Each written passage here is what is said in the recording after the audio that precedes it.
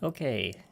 Hey guys, welcome back. This is Audio Discourse, Season 2. We've been kind of offline for about a year and a half now. We decided to come back to talk about some new products. Today's product is the Symphonium Audio Helios. I was supposed to have Kevin, who's one of the guys in this project, show up for this, but I don't know. He didn't show up today, so I might have to do this by myself. So, I guess. Hey, what's this? Who's this? I heard that you need a podcast host. Oh my gosh. What the heck is in your background? I would you like me to introduce you to my wife? Okay, this is Rush, by the way, who's been missing in action for like 2 years. That was a joke. That was a joke. That was about the only part that we planned for this podcast. So I just thought it would be funny for Anthony to be awkward for a second because it's not the same without me. That was an Eminem song, by the way.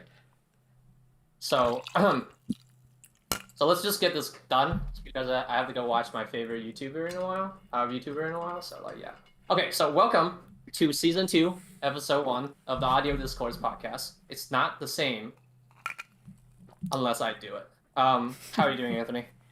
I'm good. I'm watching a football game on the side here, and it's not going very well. Oh, okay. So you should turn it off before you get a little bit too sad. So That's why I'm drinking. So like let's just get clear. Kevin was not planned. That was a joke on Kevin. So like it was always going to be me, and that skit in the beginning, that was pre-planned. But let's get a show on. But they might be here next time. Yeah. Hopefully not Kevin because I don't like him. So we got this IEM, and there's no reason for me to come back. Anthony sent me this. He overnighted this to me, which is kind of nice. This is why we can do it. He heard it for a few days, and I heard it for like a day or so. What do you think? You need to give an introduction of what the brand is first. Eh. No one's heard of this brand, probably. Google it. I don't know. So I'll give an introduction. This is Symphonium Audio. They're a small company out of Singapore. I think they started a couple years ago. They made a couple kind of budget IEMs, around $200, $300 or so. And then recently, another brand, Subtonic, decided to do a collaboration with this company, and it's called the Helios. So, right. You want to introduce who Subtonic are? Honestly, I think Subtonic is an awful name for a company, and I think it's just they're made of some awful people that I have no idea who they are. By the way, like I just like. Again, like it's like a bunch of like Subtonic is made out of a bunch of like small name, like nobody. I don't know. Like some of you may know from like frequenters of the show. Somebody called Ken. That I'm friends with, and somebody named Korn, like who's part of Subtonic. I don't know, man. I don't know who they are, but like they seems to know what they're doing. I don't know, man. Like it's something about that brand just seems like very sub part. If you ask me, I'm just kidding. Two of the four people out of Subtonic are good friends of the show. That's why they're not here. So I can shit talk their IEM behind their back. Obviously, you guys know Ken and Korn. They are, if you go and watch like all the other episodes, like season ones of the podcast, they are like literally co-hosts of the show. And I think that's why it's fair for us to do it without them because like they're obviously involved. And hopefully what the plan is, like no promises, right? I will do an episode with those two later on. So like I'm gonna review it with Anthony, and then I'll do it with them just to keep the like obviously they're biased because this is their baby, right? Not mine. I don't give a shit. So yeah, that's the brand introduction. Yeah, Singaporean, shady. I don't know what to say.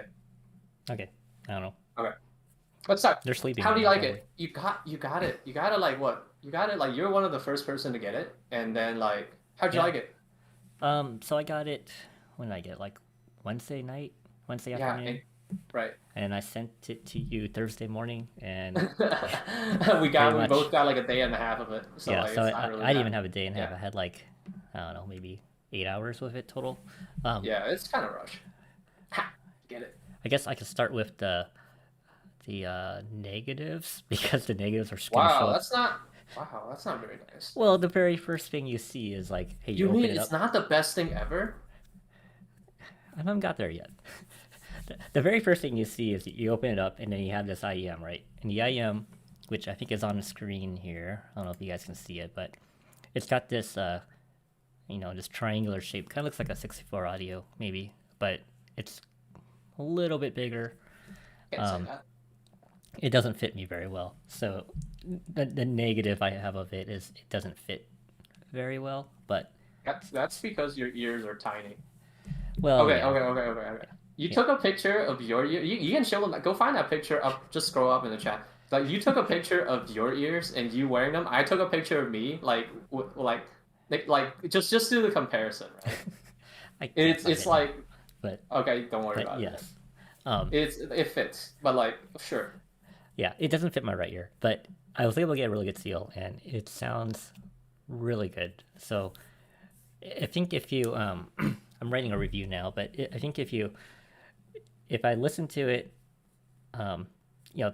tonal balance, I already expected it to be good just because, Korn and Ken tuned it. So I know what they like, I know what I like, and they're pretty much on par of each other.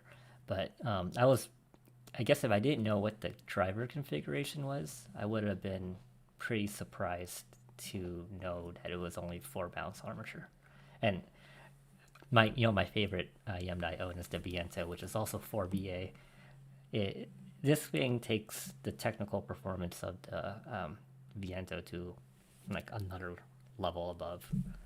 So you get good tonal balance, good FR, graphs on the screen, and then better technical performance than one of my favorite IEMs, which has the same 4BA, not the same 4BA, but 4BA. Right. Yeah. I mean, sure, if you compare it to an IEM that's made like what 7 years ago. Yeah, more. I sure hope it's better, right?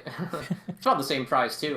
We haven't talked about that. It's $1,100, $10.99. I think that's a retail price, American. By the way, not Singapore. Wow, are you reading the chat? I am not. Oh, that was the question I was just asked.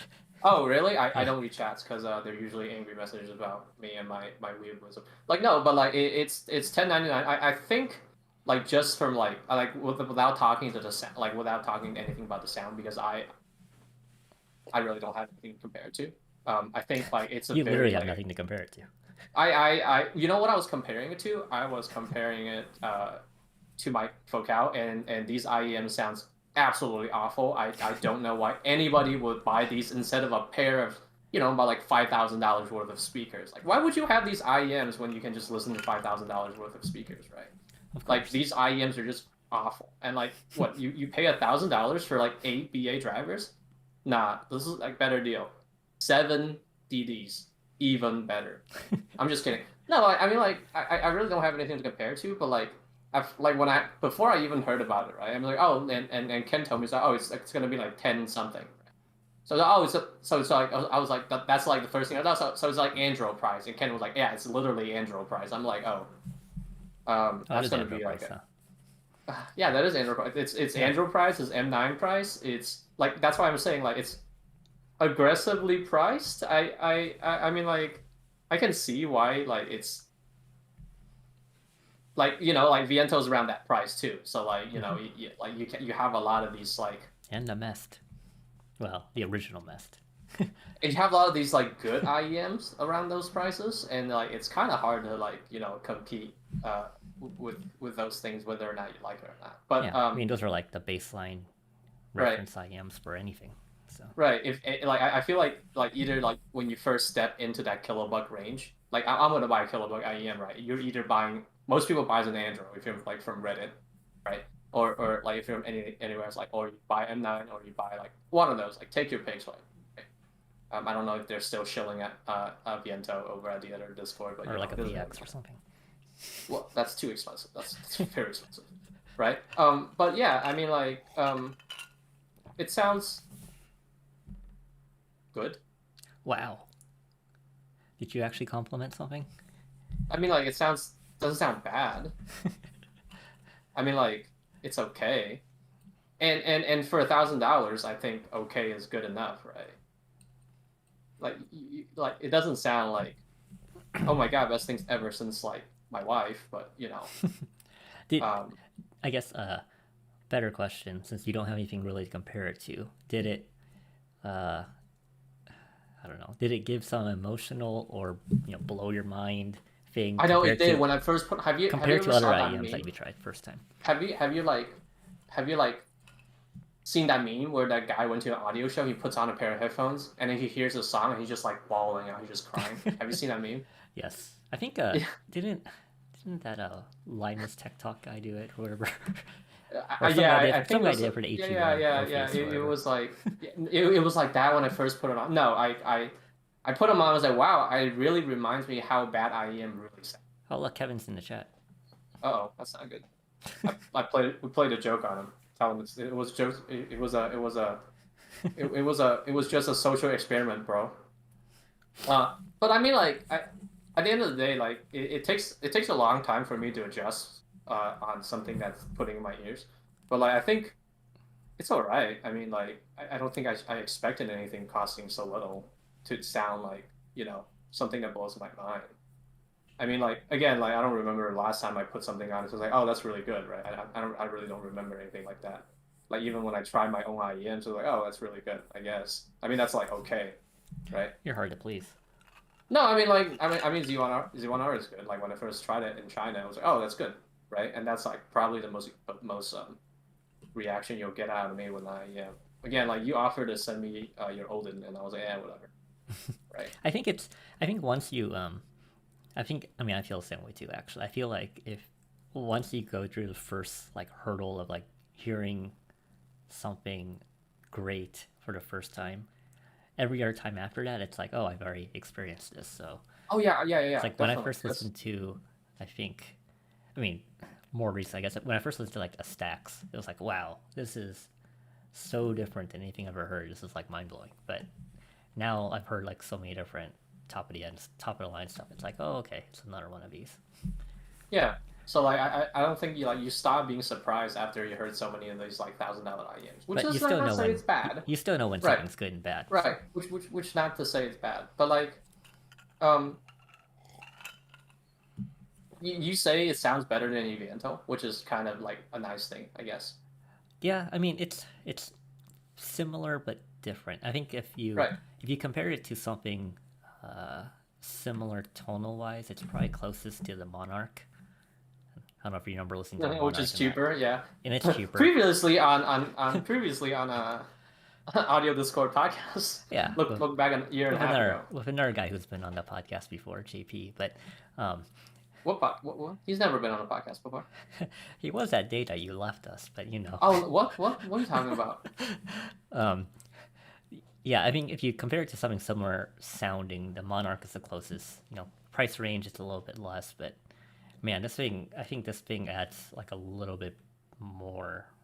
I don't know what it is, but smoothness and resolution probably to the Monarch, whatever you want to call it. You probably don't even know what that means, but yes. Nope. Um, I think it's good, but I think it has like a problem. I feel like it's confused. No, like the size is fine because I'm not a yearlet. You say it's totally balanced. I honestly don't, and I understand like it's very like and before we said like Korn has his own target curve that he posted on HeadFi, right? This matches his curve like pretty well, cool. And Ken share his curve too, and it matches their curve very well. And so I understand when they release that. It's like a combination, I think, of both of theirs. It seems right.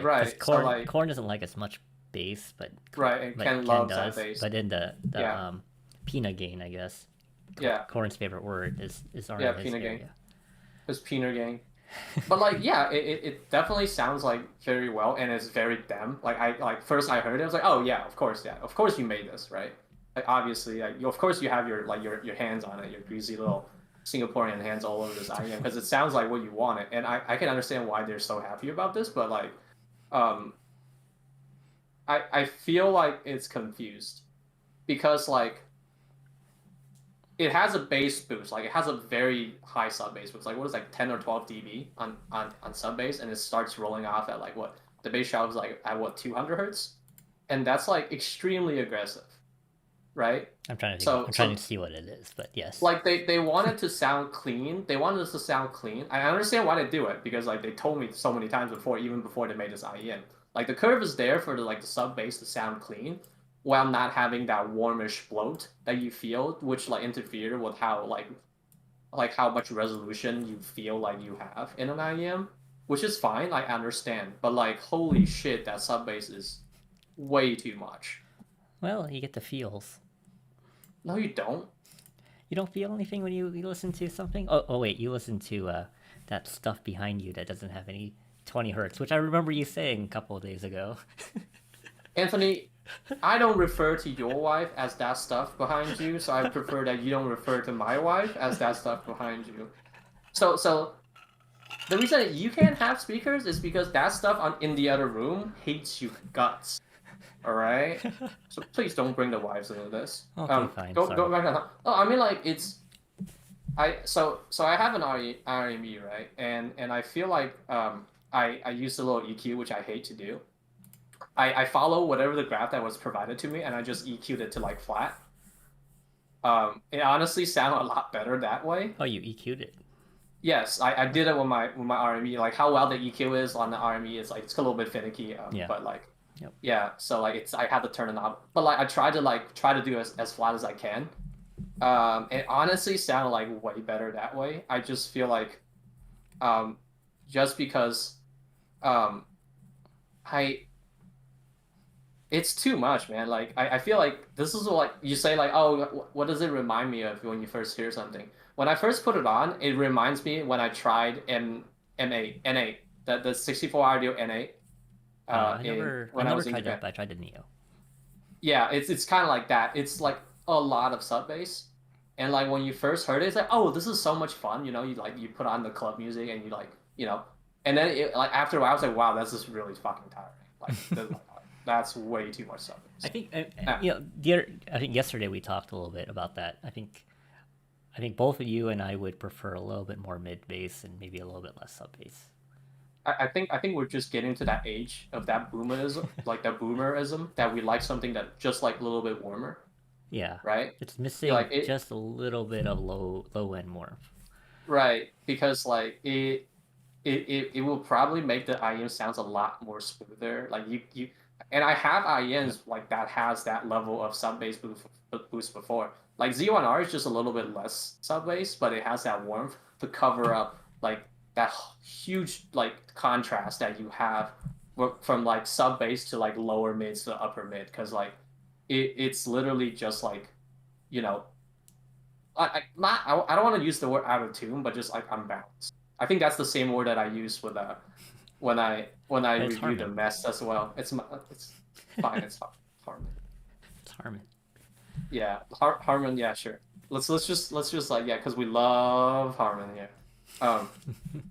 But yeah, before anybody like accuse me to be like a sub bass hater, I do have 10 inches between my legs. Not talking about. Yeah, you did buy a new subwoofer. It's pretty ridiculous compared to the last one you had. Yeah, not talking about it's like double the size.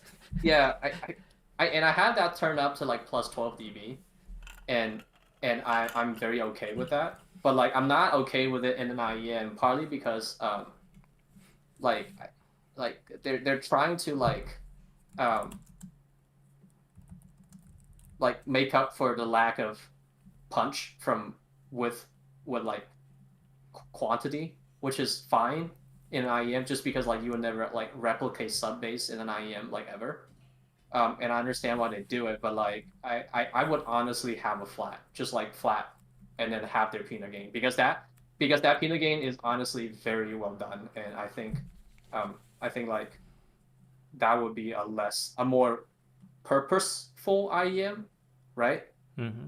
So like that would be wait, like, you said flat. Do you mean you dropped the EQ down by 12 dB at 20 hertz? yeah, I did.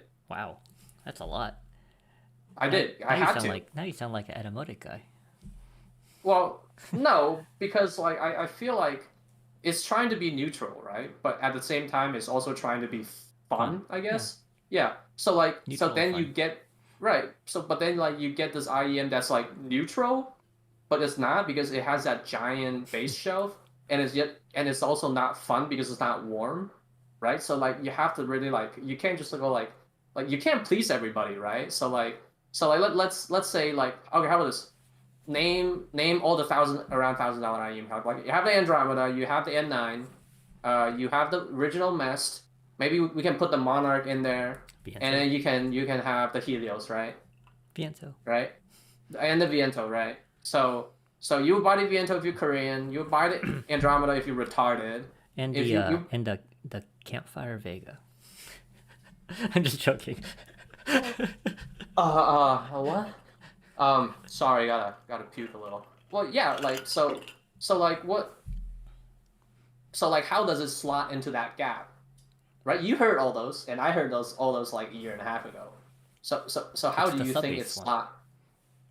Of all of those, it's well, if you take the Monarch out, it's a sub bass one. None of the other ones have like massive sub bass gain. The Mest did. Andromeda kind of does, but not really. The Mest does. Yeah, it also has a DD in it as well. So, right? So you know, I have all the Mest, and I've listened to both of them back and forth. The Mest doesn't have as much of a sub bass gain, but it has more mid bass, but not as much sub bass. And also, the Pina gain is also much less. So if you go between the two, it sounded, I don't know, warmer, like Helios will probably have more clarity. Yeah, exactly. Because the Mest is unbalanced. It's balanced. Just say it. Yeah, it's unbalanced for sure. Thank you. It is. I'm glad I am right a year and a half later. No, I mean, yeah, I get it, right? Yeah. Yeah, go ahead. Oh, I was gonna say, I mean, the Mest versus Helios conversation. The Mest for having 4 driver types is pretty coherent, but when you go between the Helios to the Mest, I noticed the incoherence of the Mest pretty quickly. Right, just because it's made from 4 different drivers, right? And that's probably attributing to it. Yep. Right. I mean, like having hybrids. That's like part of the problem having hybrids. That's nothing you can get away with. Unless you have the Odin.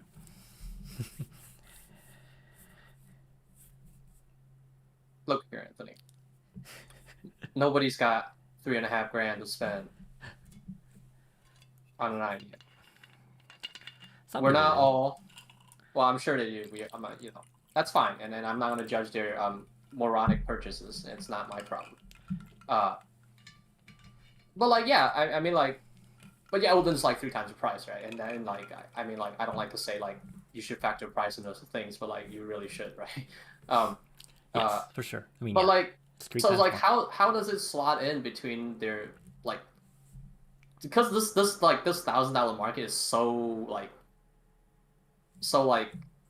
exhausted. I feel like you have, and it's great, and I feel like I always tell people like unless you want to like spend like just spend $1,000 on IEM, because like if you have $1,000, like that's like the most choice you'll ever get, like because like you have so many $1,000 IEMs, like no matter how good or bad your taste is, you can always buy something that you like in $1,000. So it's great for consumers, but that price point is also awful for manufacturers, right? Because like when you make $1,000 IEM, where does your $1,000 IEM slot in between the competitions, right?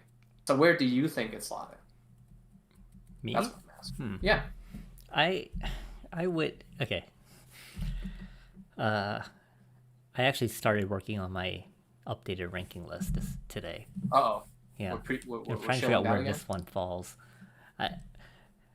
So compared to our $1,000 IMs, I only have the Mest and the Viento with me, so I can only compare against those two. Viento, both same driver configuration for BA, not the same drivers. Just make that clear. It doesn't matter. I mean, it doesn't matter. Like just the price, just the price. Multi-BA, Viento has better tonal balance, just because, again, like we talked about a little bit ago, I think it has a little bit more warmth to it, even though that's kind of weird to say of a Viento. Right. It has more warmth, which gives it a more smoother sound. But I guess smoother as in it gives you a little bit more multi-genre capability. The Helios is really has a lot more dynamic capability, and the resolution is better, and for having I guess more sub bass plus also a little bit more treble extension, it's really smooth. I don't know, it's kind of hard to explain. It's a good IEM. I'm not gonna. It doesn't sound necessarily like a BA. It sounds more like a really well done EST, which I know that EST is kind of a meme because most people who use ESTs have not done it correctly, but the couple companies that have done it right, this is closer to like how I hear the Odin, which has EST plus BA for the treble, in its like smoothness and resolution capability, and then versus the Mest, I would prefer the Helios or the Mest, even though the Mest, it has like DD bass, whatever, but I feel like for some reason the Helios sounds better overall, plus dynamically it's better, and has bigger soundstage and just better clarity. And the clarity portion is mostly due to the FR, just because the Mest is pretty unbalanced. Sounds hazy compared to the Helios. Unbalanced.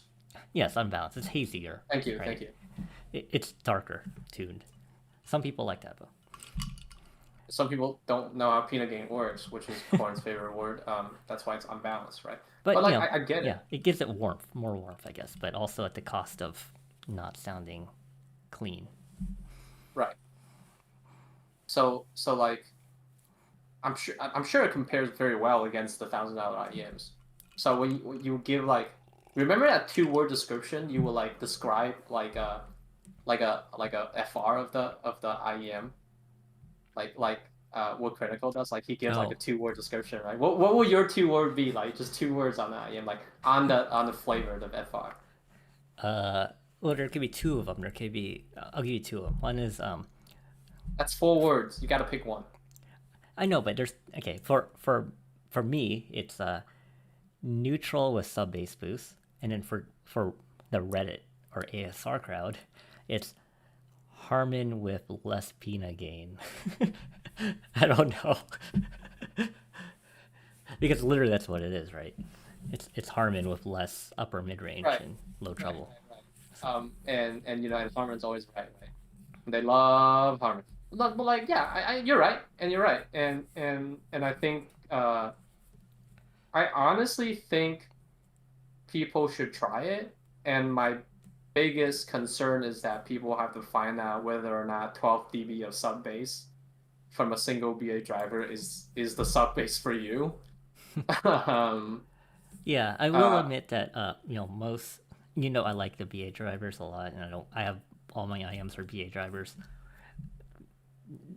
Dynamic drivers do perform better for bass, but I will say the Helios is on par with probably the U12T for its bass capability.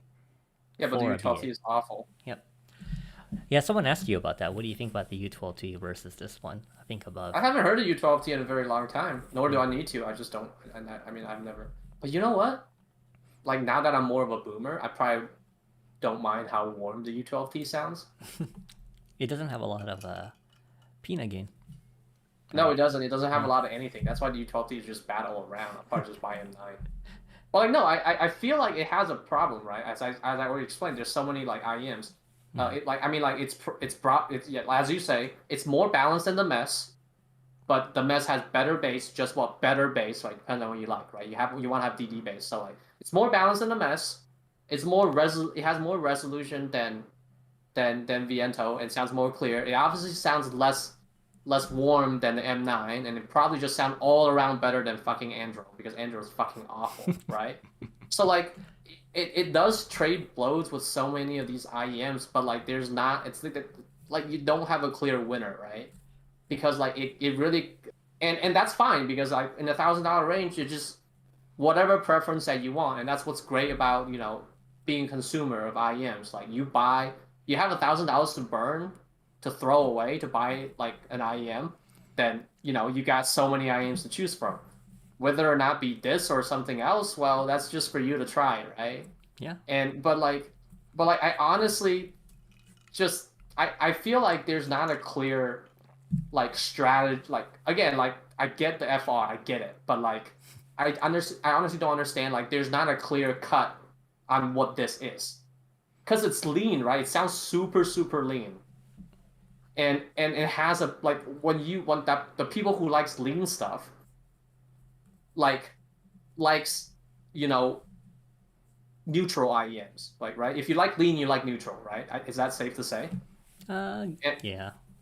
Right. So, yeah. But it's not neutral. It has like a giant bass boost, right? So like you can't have like a '90s supermodel with a big, upper or lower end. That's not '90s supermodel, right? So if you're trying to market your IEM as a '90s supermodel, be like super lean, you just be like, oh, the new reference in the $1,000 range, which is fine, right? Then it's like super clear cut. Then this will be like, and when I turn the bass down, when I EQ the bass down, I was like, oh, okay, this sounds amazing. The bass is clear, so you don't have that sub bass blow. You still get a good bass response, and you still get that amazing flat, and then you get the very like preferable to most people. I much would prefer like 15 dBs at peak at 2K, but that's just me, because I'm a filthy weeb. That's like insane amount of weeaboo shat. But like no, like again. Have you tried the Have you tried the Moondrop SSR or the No, I have not. SSP or whatever they're all called? I don't think I want to try $20 IEMs. Yeah, but that's basically it's right, but like it also has but it also has an awful roll off in bass, right? But look, what I'm saying is that if it's just flat and have that peanut gain, because that peanut gain is amazing, right? And the treble extension, like I don't think you can argue against that. It has like I don't know, good treble extension, I guess, but like it's good for an IEM. So like, but if it's just flat and have that peanut gain, it will just be like clear cut. If you want a neutral $1,000 IEM, this will be it. But then like fucking Ken has to add that fucking sub bass on because he loves sub bass, so like he has to add that on there, and I was like, kind of ruined it. I don't know, man. Like I don't disagree with Ken a lot, but like holy shit, that is too much sub bass. Was he involved in that?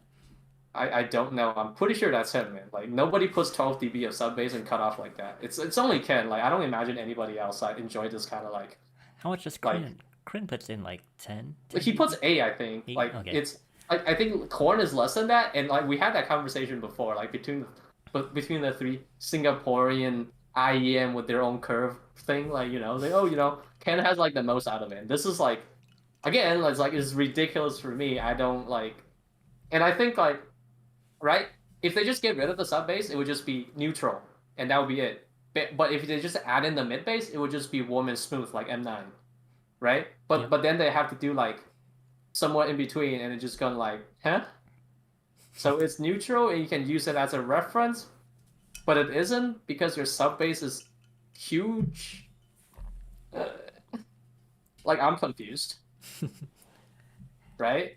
Yeah, but that's I mean that is the I think, given the popularity of the Blessing to Dusk, the Monarch, and right, and that's the way products. Right. Like, so the Blessing to Dusk, Clinical Sping, that's what, 350. Then you get the Monarch at 700, which is like an upgrade over that one, and then this one. Right, and then if you want to upgrade if you over like that. the sound signature, I guess you can buy the Helios, and I have. Yeah. And like last time I checked, I wasn't a big and last time I checked, I wasn't a big fan of Monarch neither. So like again, like I would much rather have. This doesn't have the same dynamic driver. No, it doesn't. But I mean, from you, it says you said it sounds fine, so I'm gonna take your word for it, right? So like, not that, I'm a if you want sub bass, you got to buy a subwoofer. That's my camp now. You can't attach a subwoofer to your face, though. I mean, I guess you could, but You can. But like, um, You could buy a backpack, I guess. exactly. No, I think it's fine. I mean, like, I mean, like, it's not a clear cut. I feel like because like you say like, oh yeah, you have the blessing and then you have the monarch, right? But like, who's competing against the blessing at $300 range? Really, And a can't monarch. name them. Not that many IEMs that like you have like some single DD that costs like $300, yeah. But those aren't good, like right? That's not like the $300 and the $800. They're not a competitive market, right? And It's getting like, better. It's getting better. well, sure, but like it's still not as competitive as $1,000, right? That's like the golden standard of like anybody, like Sure. right. A thousand So like dollars you is have, like the entry point to like this is you can get a top of the line stuff for $1,000.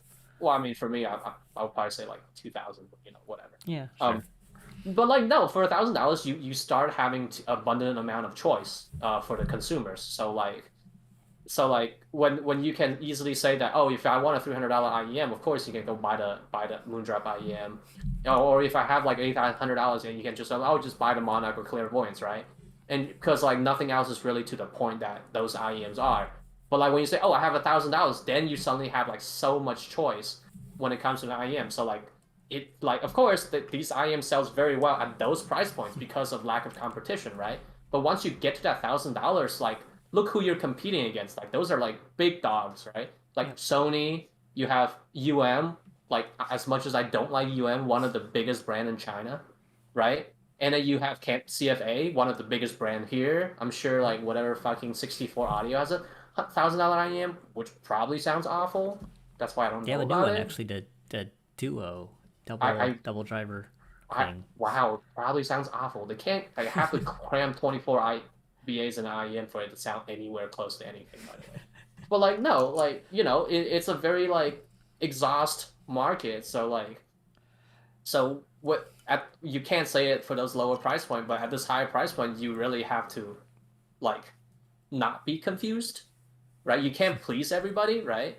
Because like I'm pretty sure M9 have that warm boomer sound like pretty locked down when it comes to the $1,000 IEM. If I want something warmish, I will buy the M9. And if you want something like, I guess it's competing against the Andro, right? Because they're still marketing Andro as like neutral, right? That's weird, but okay. It's not Right, but it's neutral at not. all, but But it's not yes. right. No, it isn't. But like, I'm not talking about like a 2020 Andro, but like the old Andro, right?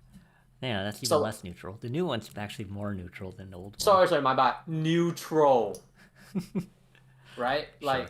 Like it's not competing against that because it's not neutral. So like the closest you have is probably one of the Viento versions with a bass boost, but it's not. It has even more bass boost than the most bassy version of Viento, right?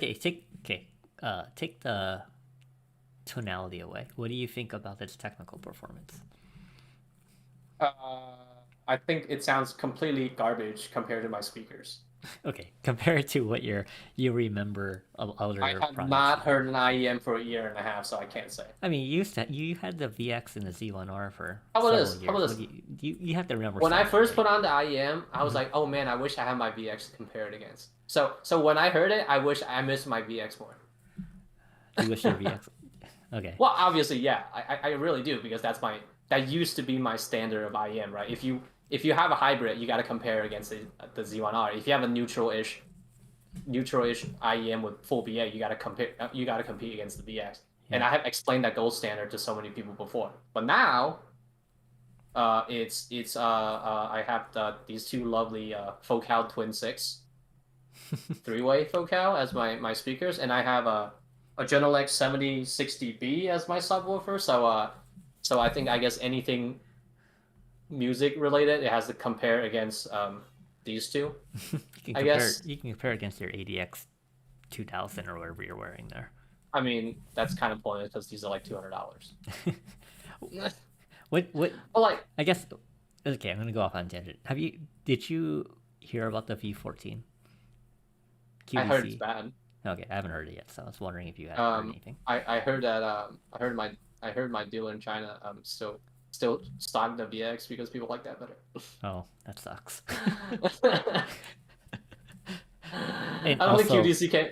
I don't think QVC can make anything that has any other drivers than VA. I feel like that's what it is. Also, Phil called you out as a baselet. Yeah, because of my subwoofer. Phil. Just between you and me, right? Just between you and me, Phil. How would you like to see my 10-inch between my legs? And I'm not talking about my subwoofer.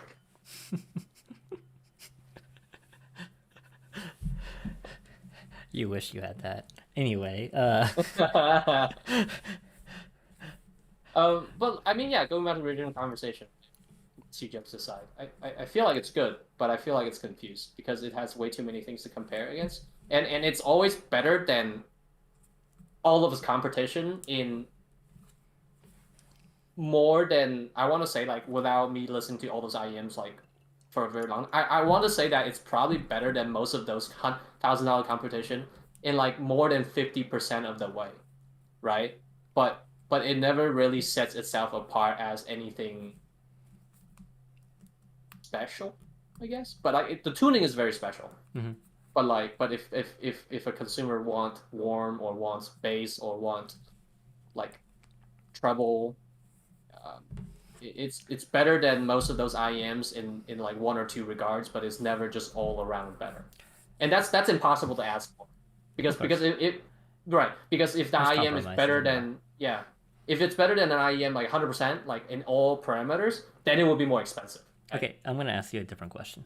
This might get maybe a little juicy, but our very first podcast was based on a different IEM by another Singaporean. We're back, baby. Yeah, we're doing the same thing all over again. So there was a Critical released at Dawn, 2 years ago, year and a half ago? I don't even know how long ago now. What?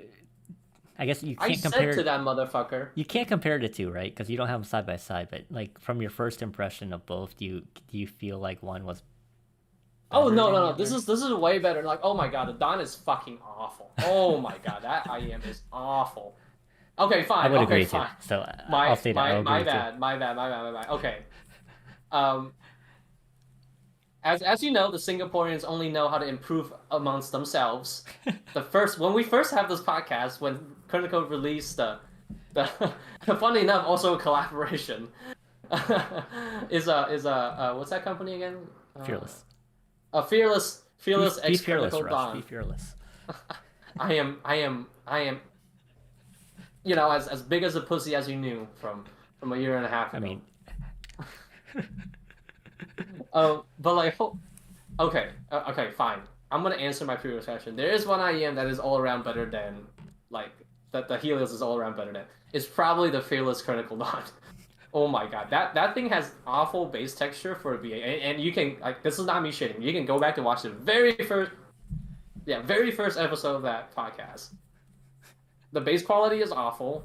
It's muffled. Its resolution is awful for $1,400, by the way. And it's tuned like that. The only nice thing I can say about it, it's tuned nicely, right? The rest of them is like not worth the money. And I'm sure if somebody asks Critical or you ask Fearless, how many of those IEM did you sell? They'd probably say, not that many. Just because but like this is like a year and a half later. This is way better. Do you like the tuning of this one more or the Critical? Critical more, just because he has less of a bass shelf. So like honestly, but like if you have if you give me one of them for free, I will take the Helios, of course, like without a doubt. Like that's just all. Like I'll deal with the sub bass and not have to like eat shit when it comes to that awful resolution. Oh my god, that shit is just not happening. Like I have a guest star here. Oh, the cat. Oh my god. Yep. That is so cute. Yep. Cat's on the video.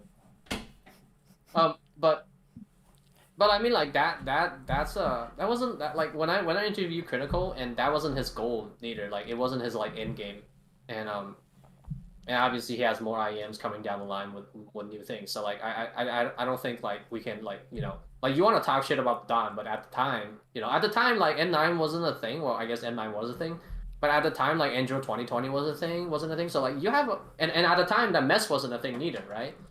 So like with this like. It didn't have a lot more competition, so I guess it was all right at the time. But like now, looking back, almost like 2 years ago, like with the Dawn, like yeah, I mean sure, but like, this technology, it really like moves forward with time. So like, I don't think it's fair to compare something that's made like 2 years ago. It's like the same model of your car 2 years ago is probably not as fast, which is what it is, right? Yeah. Or not as fuel efficient. And I think that's a fair assessment. But like, no, I think like generally like Helios is a decent IEM, but I just think it's confused. I much rather have it sound neutral than anything else, because just give me DD bass, or give me subwoofer bass, or just give me a flat line. I feel like that's my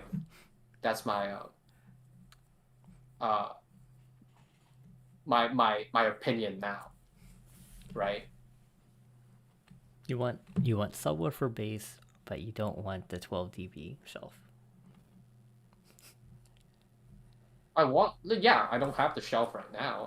I can turn my subwoofer to 0, not plus 12.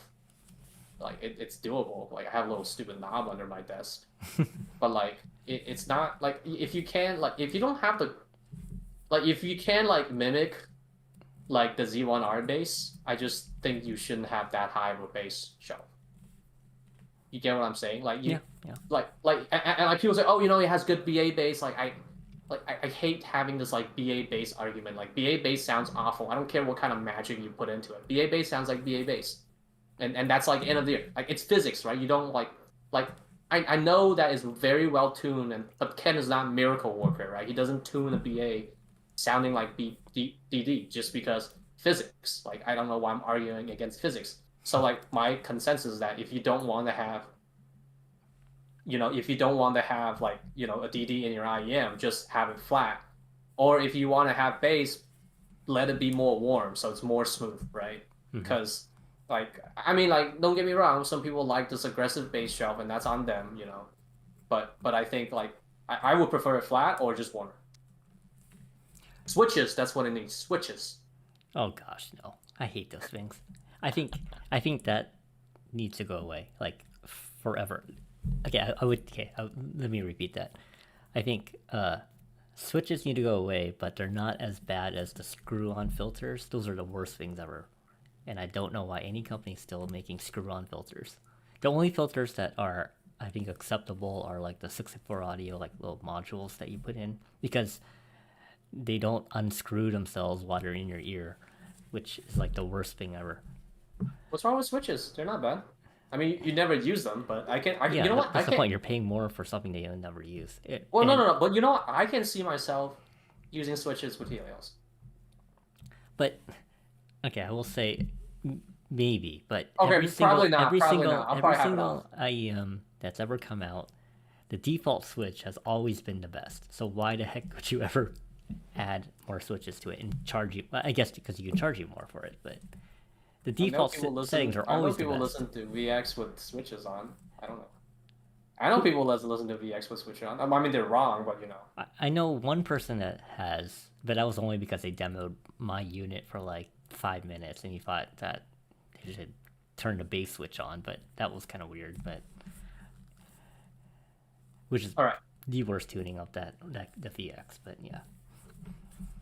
Warstonians put all switches on, which is hilarious. No, please don't ever do that. Okay, let's not talk about QDC because we're not sponsored by them anymore. Next question, for you, does this, I guess, Subtonic and Symphonium are working on a bigger project, of course. Is that public? I think it is. I mean, it's well. You know about it. I guess it's public. Yeah, sure. It's well talked about. Does this make you excited for that new project any more or any less? If it's a hybrid, sure. You still think a hybrid would be the solution to all your problems? I guess you tried Z1R, so yeah. Yeah, I mean, like if I didn't sell all my IEMs, if I would have kept one, I would have kept the Z1R. Over the VX? Yeah, of course, because I'm not an audio reviewer anymore. Yeah. Why? I guess. I don't want to go back to QC, I guess, but why do you always show the VX and never the Z1R? Because I don't want to be an audio reviewer. The only point I have VX is just to compare against other things. I see. I mean, like, why, like, it's not enjoyable. Like, VX was never an enjoyable IEM. I mean, like it's just neutral, right? It's not it's neutral. As like how neutral, neutral, right? So like it's fine. It's whatever. I like VX. Like it's still my favorite IEM, but it wouldn't be the one I keep. Just like if I would say you would get rid of one of your cat, you probably get rid of the one that you are more okay with than the I would never get rid of any of my cats. And my wife would kill me if I said any of them. So yes. Okay, but what I'm saying is that like, yeah, I mean like, I don't know what the price is. I guess like I assume they're working on something more expensive.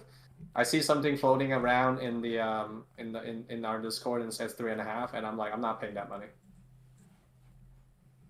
Yeah, right? It's gonna be top of the shelf type stuff. So yeah. Well, no, like I mean, like I am excited about what's capable of, but I'm not excited about buying it. Yeah. Right. Because that's not. Of course you could. Yeah, that's not consumer friendly.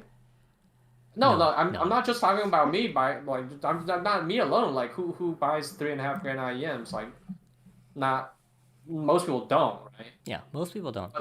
It's obviously a niche of a niche of a niche, probably at this point. Right. Yeah, you're going to the people that own like top of the line headphones and. But that's down the line. I mean, right? I mean, like it's I'm.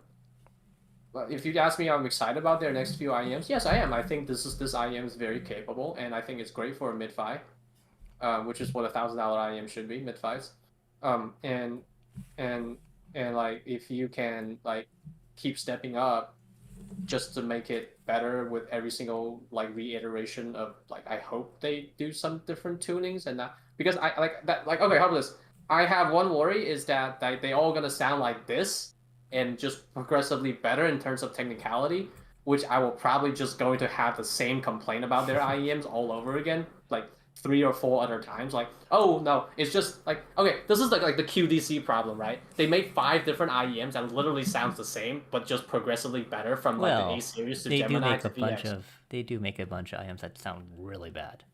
Right, but I'm saying like, like okay, how about this? Like the $1,000 range start with the A series into Gemini into VX, right? And let's say they're gonna make 2 more IEM, which sounds literally the same and just a little bit better. Then I'm going to have the same complaint. Like people will say, well, if you don't like the A series for this reason, you're gonna have the same complaint with Gemini and VX. Are they different? Sure, but like, are they that different? No. So like, that's gonna be the thing, right? So if you're gonna make 2 more IEMs, that's I don't know how much the one costing 2,000 and the other one costs 3,000 and they gonna sound the same and have the same like it's gonna be the same complaint, right? Unless you put a DD, like unless you pull an Odin and put a DD in there, it's like, oh okay, so I understand the bass shout because it has a DD in there. I don't know, like that you're like no, like, you can only ask Ken and I don't fucking know, right? So unless you put a fucking DD in that $3,000 IEM, I'm gonna have the same complaint, right? I'm not listening to a fucking 12 dB bass sub-bass boost with a fucking BA driver in there. That's ridiculous. Yeah, I do hope that they add a DD to it because that would be great. I mean, like that's up to them, right? It's not up to us. Like, and they like to do their thing and Singaporean things. I mean, but like for now, shady I mean, Singaporean it's like things. What did I mean? No, I said shady business. Shady, very shady stuff. Shady business. Shady Crazy business. Rich Asian shady stuff, actually. Yeah, I know, right? Yeah. I don't know their shady business. Like it's up to them, man. I think I do I have faith in Ken? Yes, I do. He is a dear friend of mine. So is Korn, right? So the 2 people out of the 4 in Subtonic, I really like, and they're good friends of mine, right? So do I have faith in them? Yes. To make a good IEM, yes. And did they make a good IEM here? Yes, they did. Do I like it? No. That's not my cup of tea. Right? That's what I'm saying. Like I know it's good, but like you're not gonna see me buy it. Like I don't even like. I mean, if they added a this is for me to keep, right, Anthony? Just kidding. If they added a switch that upped the mid bass, would you buy it? It sounded the same. I would if no I would buy it. Okay, if they make an IEM, if they make like just flat with that peanut gain, I will buy it. Okay, And if you they know what make I will buy? if they make an And IEM, it's not for like it's not for anything else other than like enjoyment because I have speaker. Like I would travel and I think if they make that, that would be a great price point for be a neutral IEM, and that would be like very lovely, right? And they would be the like, oh, we are the only, IEM in $1,000 market that is true neutral, which is amazingly tuned, by the way. So that PP8, right? if you Profile 8. That's one.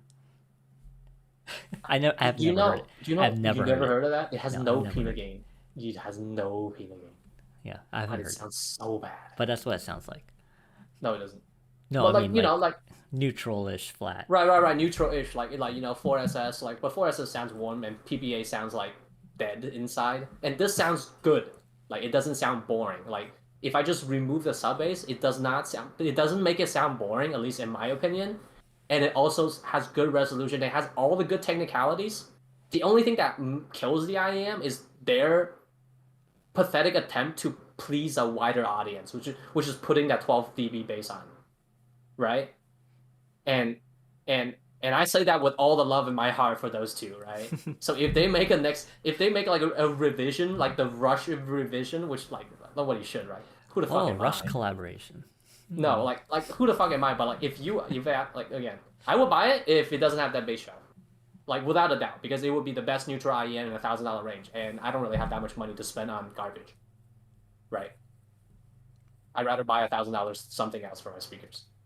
Be more hilarious. I'll buy a center channel for my speaker. You need to buy like what do you call it, like wall treatment. Yeah, that's what I need. But no, that's my wall treatment. Do you not love my wall treatment? I love your wall treatment. It's of amazing. course, I love my wall treatment too. Yeah, they're quite lovely. You have a lot of wall treatment. I do. That's why they sound so. That's why my speakers sound so good. I think you need more wall treatment. Yeah. I do. Let's plan on next time we do a podcast. It will be all pink, like the background. I want to paint the wall pink. Well, I don't mind that. That would be cool. No, I have a room that's all purple. Yeah. Congratulations on your baby. Back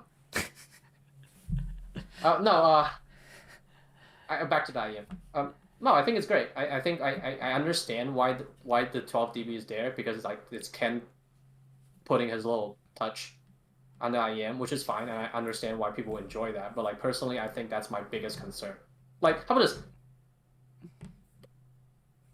Having a personal preference as my biggest gripe with the IEM is probably the best thing ever. Oh yeah.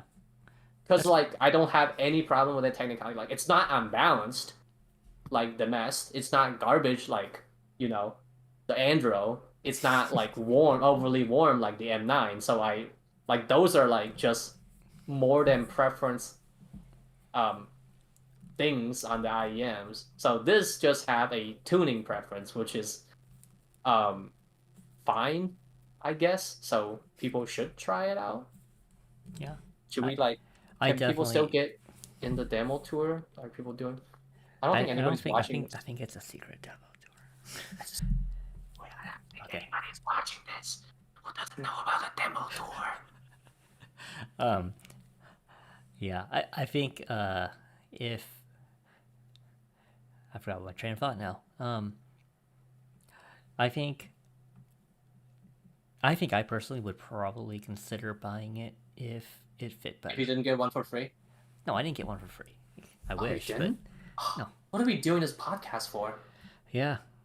This podcast was sponsored by Symphonium Audio out of Singapore by the Helios.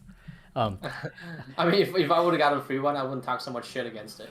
But I think if it fit me better, if they made a, so actually back to the PP8 thing, if the PP8 comes with a small version and a normal version, if the Helios came with a smaller version, I would probably consider buying it. I know another reviewer who's on the other tour of this product who bought it the very first night he listened to it. The one that you shall not be named. Yeah, the one that shall not be named. Voldemort. But you'll see his review soon. I'm sure. Yeah, looking forward to his expert review on the Helios. I mean, like, I think that's the other thing, right? Outside of sound, it's very large for 4VA. Oh my god. Yeah. I mean, I guess I can't really tell, but I remember when I had the Viento. No, it's bigger than Universal. my VX. I can tell. Like The it's Viento bigger than my Universal VX. was pretty small. I mean, it had a huge insertion, which was the problem because it's a custom that they made into a universal. But then I got Right. the custom, and it just fit my ear perfectly, so that's not a problem. But it's pretty big for a 4BA. Like, It's yeah, the very big VX for is what, 10 BAs, and it yeah, fits like a glove. It's amazing. yeah.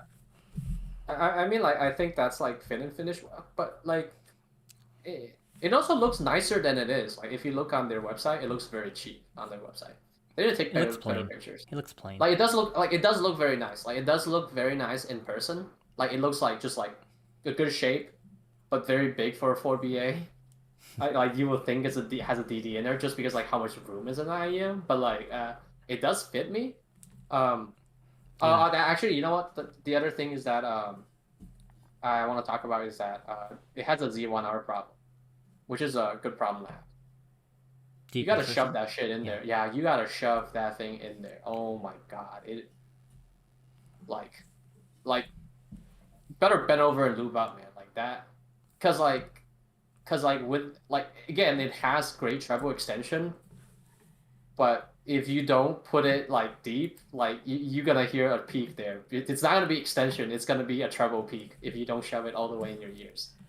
So like, Yeah. I think that's the other thing, right? So like, if you have small ears, you're probably gonna hear a peak, and if you're sensitive at that peak or whatever depth that you happen to not shove it into, like it's it's quite. So like for optimal sound, you need to be uncomfortably deep. There's an anal joke in there somewhere. Um, Sorry, I'm dealing with video lag apparently. okay, are you? But yeah, Sorry. I Um, I think yeah, I mean, I was able to. So actually, I did a dry fit. I guess dry fit, but I'll try to. um, I I tried to put it into my right ear without the nozzle in it, or sorry, without the tip in it, and it basically hit the canal in my ear. Oh, And I showed you a picture of it, right? So yes, you I did. showed you my Yeah. 3D scanned ear Hmm. and where it hit. So I think I have my left ear has no problem. My right ear like curves a little prematurely, I guess. Sure. So if you have a We're not. This premature is curve, and this is not a podcast where you talk about your physical deformed ears. if Okay. you have a premature curve, it may run into an issue. But it sounds great. I don't have any like super trouble Well, but you don't have issues. a treble sensitivity, right? I can. I feel like you could. I feel like you could with this IM just because it extends so well. But that extension comes with the fact that you have to shove it in there.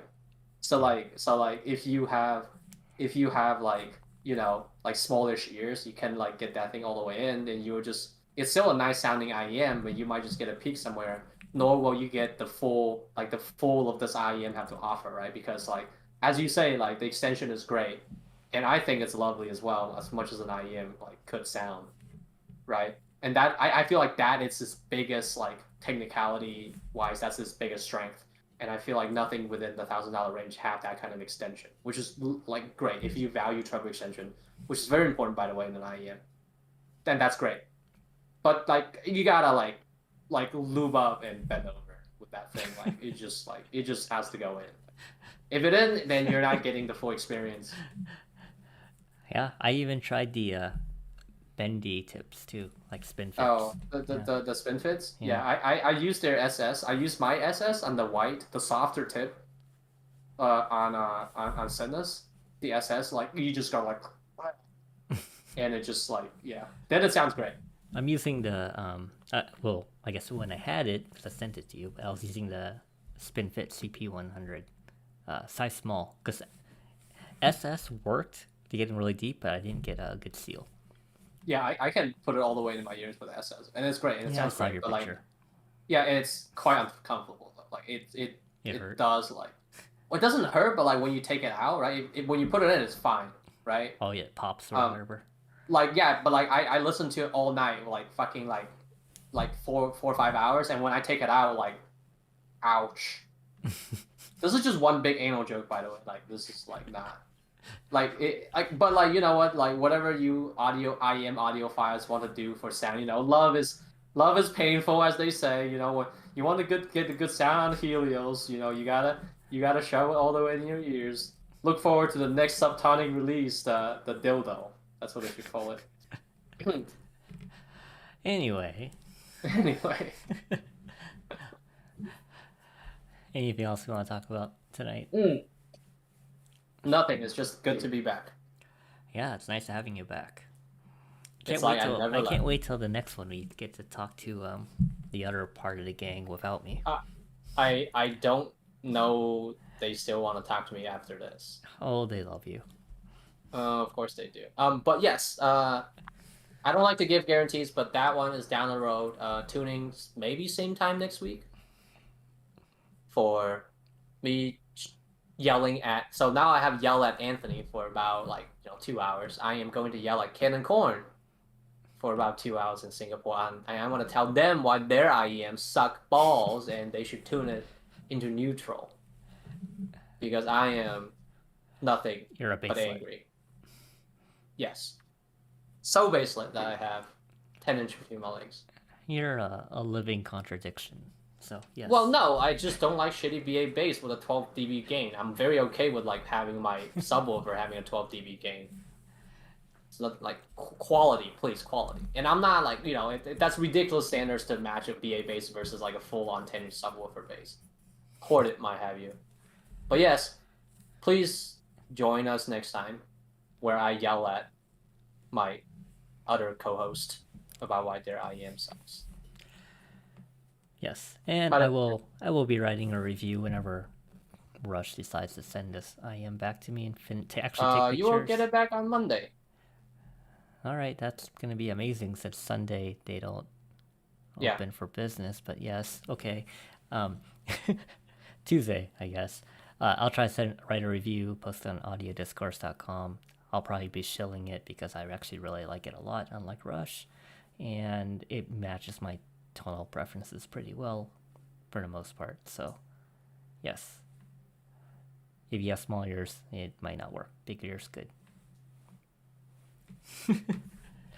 Anyway, any last comments before we? No, I have to go watch my favorite VTuber. They're doing a group collab. Oh boy. And I think I think I'm an hour over. A groupie thing. Okay, great. Like groupie thing for VTubers, yeah. I have no idea what that means, but don't worry about it. All right. Cool. All right, good night, guys. See ya.